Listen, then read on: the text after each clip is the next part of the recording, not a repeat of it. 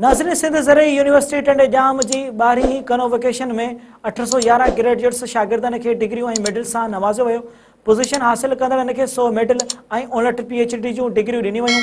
उन हवाले सां पेश आहे टंडे जाम मां इमरान सऊद जी ही रिपोर्ट। सिंध ज़रई यूनिवर्सिटी में 12 कॉन्वेक्शन की तकरीब मुनक़िद कई वई, जंहिंमें मेहमान ख़ास सूबाई वज़ीर टूरिज़म ऐं मौसमियाती तब्दीली अरशद वली मोहम्मद हो।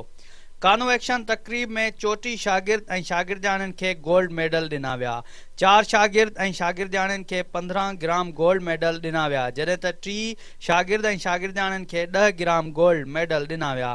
तकरीब में सिंध ज़रई यूनिवर्सिटी के वाइस चांसलर समेत मुख्तलिफ यूनिवर्सिटी के वाइस चांसलरन तोड़े शागिर्द ऐं शागिर्दाणनि वॾे अंग में शिरकत कई। उन ही मौके ते आयल मेहमान तोड़े सूबाई वज़ीर ऐं शागिर्दनि मेहरान टीवी सां ॻाल्हाईंदे चयो त थैंकफुल आहियां सिंध एग्रीकल्चर यूनिवर्सिटी जी जे असांखे प्लेटफॉर्म मतलब प्रोवाइड कयो जो असां पढ़ी सघूं ऐं पंहिंजे पेरेंट्स से थैंकफुल आहियां।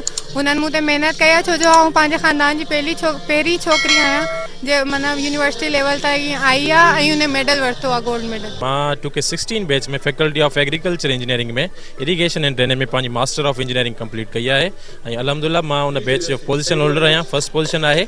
ऐं अॼु जेको आहे सो असांजो एवॉर्ड जो ॾींहुं आहे। मूंसां गॾु खोड़ सारा स्टूडेंट्स जेके बैचलर्स में डिफरेंट फैकल्टीज़ जेके आहिनि सिंध एग्रीकल्चर यूनिवर्सिटी जाम में उन्हनि पंहिंजी बैचलर्स कंप्लीट कई आहे, मास्टर्स ऐं PhDs कंप्लीट कयूं आहिनि। सो मुंहिंजे तरफ़ां तमामु स्टूडेंट्स खे जेको आहे सो मुबारकूं। जेको 12वां कॉन्वोकेशन आहे सिंध एग्रीकल्चर यूनिवर्सिटी जो ऐं जस्ट जेको आहे सो स्टार्ट थियण वारो आहे, ॾाढो सुठो ऑर्गेनाइज़ कयो वियो आहे। आफ्टर 6 इयर्स जेको आहे सो ही कॉन्वोकेशन मुनक़द थी रहियो आहे ऐं काफ़ी स्टूडेंट्स जेके आहिनि से हुनजे इंतज़ार में हूंदा त उन्हनि खे उन्हनि जूं डिग्रियूं मिलनि ऐं मां सम्झां थी त ॾाढो ज़बरदस्त आहे ही प्रोग्राम। अॼु कॉन्वोकेशन जे बारे में मां चवणु चाहींदसि त हीअ अॼु जो जेको ही ॾींहुं आहे उहे शागिर्दनि लाइ जेके ग्रेजुएट कनि पिया, जेके डिग्रीज़ वठंदा मास्टर्स में PhD में ऐं BS में, मां सम्झां थी उन्हनि जे लाइ तमामु ख़ुशी जो ऐं अहम ॾींहुं आहे।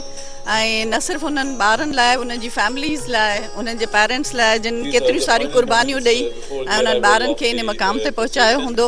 सो हीउ ॾाढो अहम ॾींहुं आहे ऐं मां सम्झां थी त एग्रीकल्चर यूनिवर्सिटी ही हिकिड़ी सिर्फ़ु हिकु ई यूनिवर्सिटी आहे सूबे में एग्रीकल्चर फील्ड में। एग्रीकल्चर सेक्टर खे हितां जे ग्रेजुएट्स जी तमामु घणी ज़रूरत आहे, छो त क्लाइमेट चेंज ऐं एनवायरमेंट जा ॿिया इशूज़ अचनि पिया। असांजो with the passage of time असांजी सॉइल फर्टिलिटी रिड्यूस थिए पई, पर एकड़ प्रोडक्शन रिड्यूस थिए पई।